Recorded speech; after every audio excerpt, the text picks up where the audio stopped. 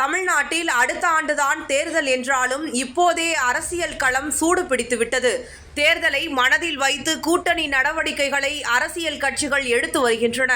இதற்கிடையே தமிழ்நாடு தேர்தலில் விஜய் தலைமையில் நிச்சயம் ஒரு அணி போட்டியிடும் என்று டிடிவி தினகரன் கூறியிருக்கிறார். அவரது இந்த பேச்சு கவனிக்க வைப்பதாக இருக்கிறது. தமிழ்நாட்டில் சட்டசபை தேர்தல் அடுத்த ஆண்டுதான் நடைபெறுகிறது. ஆனால் இப்போதே மாநிலத்தில் அரசியல் களம் சூடு பிடித்துவிட்டது.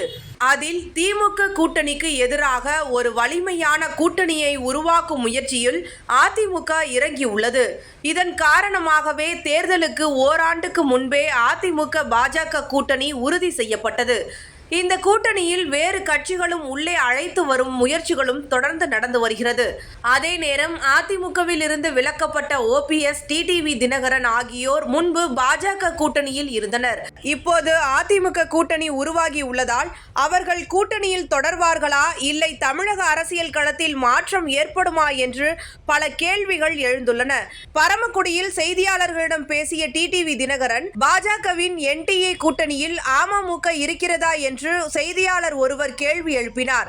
அதற்கு டிடிவி தினகரன், நீங்க என்ன நினைக்கிறீங்க என்று சிரித்துக் கொண்டே கேட்டு செய்தியாளர்களுக்கே அதிர்ச்சி கொடுத்தார். மேலும் இந்த கேள்வியை பாஜக மாநில தலைவர் நயினார் நாகேந்திரனிடம் கேட்குமாறும் அவர் குறிப்பிட்டார்.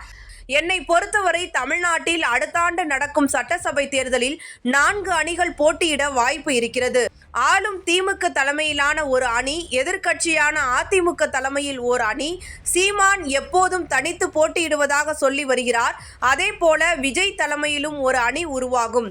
இப்படி 4 முனை போட்டி இருக்கும் என்று அவர் தெரிவித்தார். OPS தரப்பு ஏற்கனவே பாஜக கூட்டணியில் இருந்து விலகுவதாக அறிவித்துவிட்டது. சசிகலா இன்னும் மௌனமாகவே இருக்கிறார். இதனால் அவர் என்ன செய்ய போகிறார் என்பது குறித்து தெளிவான தகவல்கள் இல்லை. இந்த சூழலில் டிடிவி தினகரன் கூறியிருக்கும் இந்த தகவல்கள் முக்கியமானதாக பார்க்கப்படுகிறது.